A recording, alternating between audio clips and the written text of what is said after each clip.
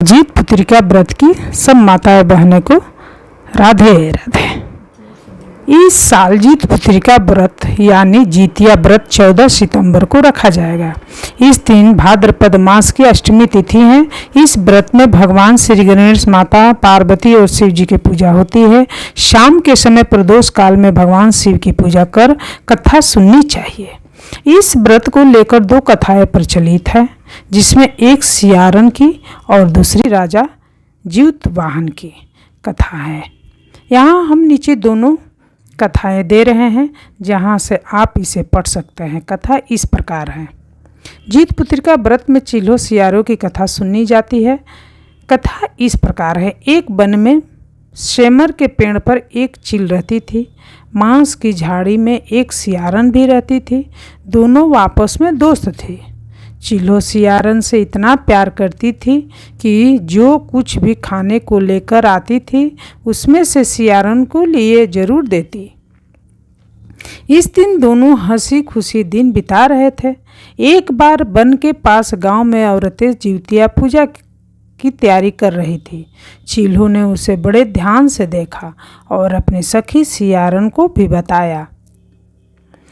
फिर दोनों सहेलियां ने तय किया कि वे भी इस व्रत को करेगी। सियारो और चील्हो ने जीवतिया का व्रत रखा। बड़ी निष्ठा और लगन से मंगल कामना करके पूरे दिन निर्जला व्रत रही। मगर रात होते ही सियारन को भूख प्यास सताने लगी। जब बर्दाश्त न हुआ तो जंगल में जाके उसने मांस और हड्डी पेट भरकर खा लिया। चील्हो ने हड्डी चबाने के कड़कड़ की आवाज़ सुनी तो पूछा कि वह कैसी आवाज़ है। सियारन ने कह दिया, बहन, भूख के मारे पेट गुड़गुड़ा रहा है। यह उसी की आवाज़ है। लेकिन चील्हो ने सियारन का झूठ पकड़ लिया। उसने सियारन को खूब लताड़ा कि जब व्रत नहीं हो सकता तो संकल्प क्यों लिया था। चील्हो रात भर भूखे प्यासे रहकर व्रत पूरा किया। अगले जन्म में दोनों बहनें मनुष्य रूप में राजकुमारी बनकर सगी बहनें हुई। सियारन बड़ी बहन हुई और उसकी शादी एक राजकुमार से हुई। चील्हो छोटी बहन हुई, उसकी शादी उसी राज्य के मंत्री पुत्र से हुई। बाद में दोनों राजा और मंत्री बने। सियारन के जो भी बच्चे होते वह मर जाते, जबकि चील्हो को बच्चे स्वस्थ और हट्टे कट्टे रहते। इससे उसे जलन होने लगी। उन्हें मरने की सोची। उसका सिर कटवाकर और डब्बे में बंद करा दिया। वह शीशा मिठाई बन जाती और बच्चा का बाल तक बाका न होता। इस तरह सियारन की बहन के बच्चों और उसके पति को मारने की कोशिश विफल हो गई। आखिरकार देव योग से उसे भूल का आभास हुआ। उसने क्षमा मांगी और बहन के बताने पर जीत पुत्री का व्रत विधि विधान से किया तो उसके पुत्र भी जीवित रहे। जीत पुत्री का व्रत कथा। राजकुमार जीतवाहन। गंधर्वों को राजकुमार का नाम जीतवाहन था। वे सभी के परोपकार करते थे। जीतवाहन के पिता ने जब उनको राजपाट सौंपा, लेकिन उनका मन राजपाट में नहीं लगता था।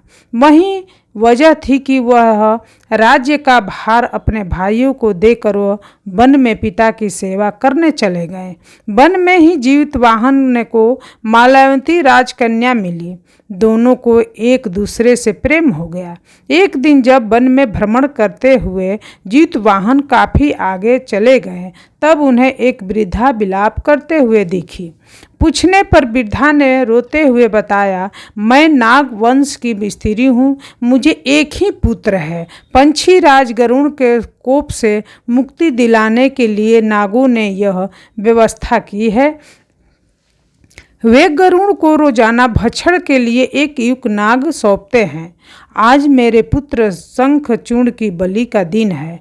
आज मेरे पुत्र शंखचूड़ की बलि का दिन है। आज मेरे पुत्र के जीवन पर संकट है और थोड़ी देर बाद ही मेरे पुत्र विहीन हो जाएंगे।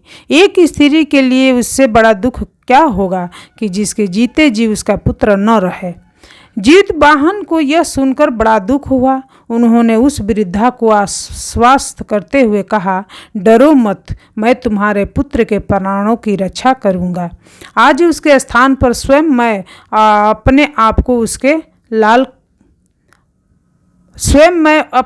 को उसके सामने जाएंगे, उसके लाल कपड़े में ढककर बद्धशिल्या पर लूटूंगा ताकि गरुण मुझे खा जाए, पर तुम्हारा पुत्र बच जाए। इतना कहकर जीतवाहन ने शंखचूर्ण के साथ से लाल कपड़ा ले लिया और वे उसे लपेटकर गरुण को बलि देने के लिए चुनी गई बद्धशिला पर लेट गए। नियम समय पर गरुण आए और लाल कपड़े में ढके जीतवाहन को पंजे से दबोचकर पहाड़ के शिखर पर जाकर बैठ गए। गरुण ने अपनी कठोर चोंच से जीतवाहन पर प्रहार किया। जीतवाहन के शरीर में मांस का बड़ा हिस्सा नोच लिया। इसकी पीड़ा से जीतवाहन की आंखें से आंसू बह निकले और वह दर्द से कहारने लगे। अपने पंजे में जकड़े प्राणी की आंखों में से आंसू और मुंह से कराह सुनकर गरुड़ बड़े आश्चर्य में पड़ गए, क्योंकि ऐसा पहले कभी न हुआ था। उन्होंने जीतवाहन से उनका परिचय पूछा। जीतवाहन ने सारा किस्सा कह सुनाया कि कैसे एक स्त्री के पुत्र की रक्षा के लिए अपने प्राण देने आए हैं। आप मुझे खाकर भूख शांत करें। गरुड़ उनकी बहादुरी और उसके दूसरे की प्राण रक्षा के लिए स्वयं का बलिदान देने की हिम्मत से बहुत प्रभावित हुए।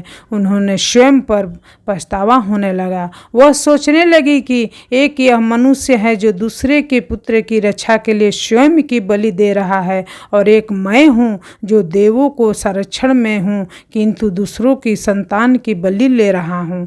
उन्होंने जीतवाहन को मुक्त कर दिया। गरुड़ ने कहा, हे मनुष्य, मैं तुम्हारी भावना और त्याग से बहुत प्रसन्न हूँ। मैंने तुम्हारे शरीर पर जो घाव किए हैं उसे ठीक कर देता हूँ। तुम अपनी प्रसन्नता के लिए मुझसे कोई वरदान मांग लो। राजा जीतवाहन ने कहा कि हे पंछीराज, आप तो सर्वसमर्थ हैं। अगर आप प्रसन्न हैं और वरदान देना चाहते हैं तो आप सर्पों को अपना आहार बनाना छोड़ दें। आपने अब तक जितने भी प्राण लिए हैं उन्हें जीवन दान दे दे। गरुड़ ने सबको जीवन दान दे दिया और नागों को बलि न लेने का वरदान भी दिया। इस प्रकार जीतवाहन के साहस से नाग जाति की रक्षा हुई। गरुड़ ने कहा कि तुम्हारी जैसी इच्छा हो वही होगा। हे राजा, जो स्त्री हमारे इस बलिदान की कथा सुनेगी और विधि पूर्वक व्रत का पालन करेगी, उसकी संतान मृत्यु के मुख से भी निकल जाएगी। तब से भी पुत्र की रक्षा के लिए हर साल भाद्रपद मास की अष्टमी पर जीतवाहन की पूजा शुरू हो गई। यह कथा कैलाश पर्वत पर भगवान शंकर ने माता पार्वती को सुनाई थी।